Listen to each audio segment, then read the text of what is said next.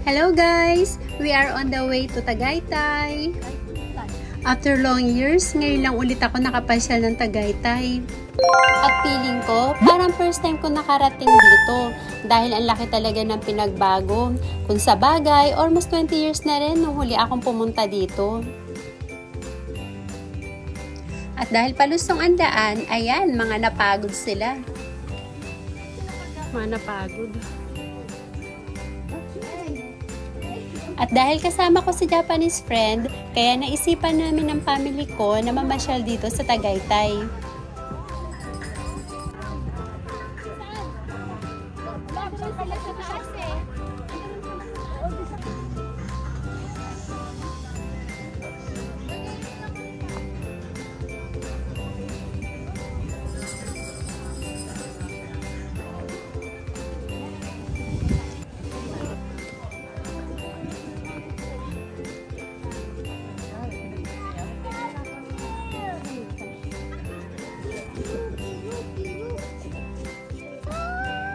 Wow! Nature! Ang ganda talaga. At sa banda doon, may mga ilang building din na nakatayo. At marami din bahay na nakatayo sa paligid. Parang ang sarap naman tumira sa ganyan lugar. Sigurado, fresh na fresh ang hangin. At ang ganda ng paligid, mukhang presko. At ang sarap pa sa mata kasi halos kulay green ang makikita mo sa paligid.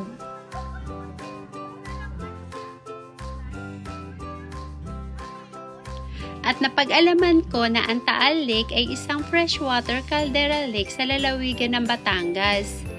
Pinuno ng lawa ang Taal Volcano, isang malaking bulkan na kaldera na nabuo na napakalaking pagsabog sa pagitan ng 500,000 at 100,000 taon na ang nakalilipas.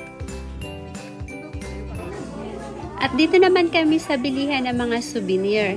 Ang gaganda ng mga tinda nilang bag. At ang gaganda ng mga design.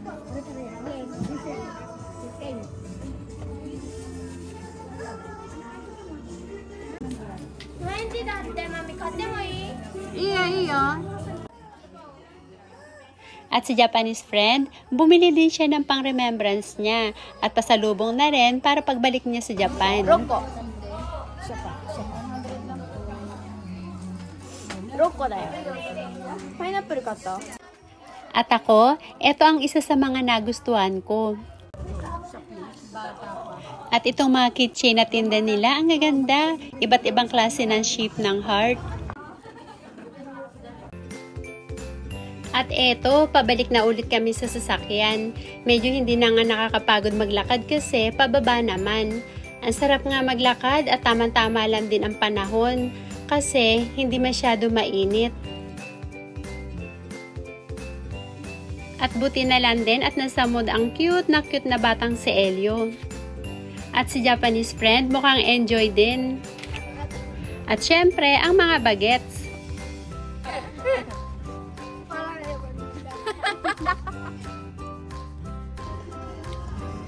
At ang sunod naman namin pupuntahan ay sa Picnic Grove. Yabay.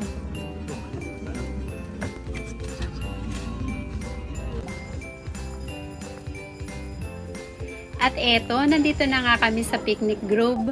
Ang laki talaga ng pinagbago ng Tagaytay. Dati kasi hindi ito ganito.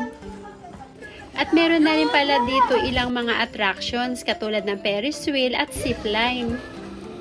Sabi nila, ang Picnic Grove ay isang kaaya-ayang attraction sa lungsod ng Tagaytay na mapapansin mo talaga ang kagandahan ng kalikasan. At bukod sa Taal Lake ay mapapansin mo din ang kagandahan ng luntiang puno at halaman nito.